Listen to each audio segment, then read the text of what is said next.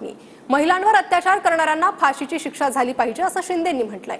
आरोपींना फाशीची शिक्षा देण्यासाठी सरकार प्रयत्न करेल असं उपमुख्यमंत्री एकनाथ शिंदे म्हणाले। पुण्याच्या घटनेतील आरोपीवर कठोर कारवाई करण्याचे निर्देश दिल्याचंही शिंदेंनी म्हटलंय।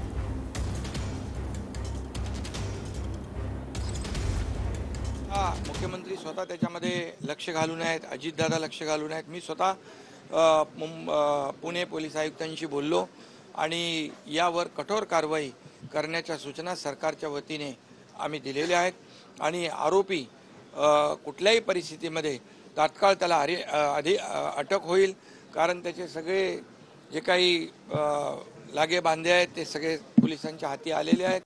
लाडक्या बहिणींना आम्ही एसटी मध्ये जास्तीत जास्त प्रवास करता यावा, त्यांना सोपं व्हावं म्हणून 50% सवलतही दिली। परंतु अशा प्रकारचे नराधम त्यांच्यावर अत्याचार करत असतील तर त्या कुणालाही सोडलं जाणार नाही, त्यांची खैर केली जाणार नाही आणि अशा नराधमांना फाशीची शिक्षा झाली पाहिजे यासाठी सरकार पूर्णपणे प्रयत्न करेल। अशा प्रकारचं सरकारचं धोरण आणि भूमिका आहे। कोणी कुठल्याही पक्षाचा असू द्या, कुणाशी संबंधित असू द्या, अशा प्रकारच्या गुन्हेगाराला गय केली जाणार नाही एवढंच मी आपल्याला सांगतो।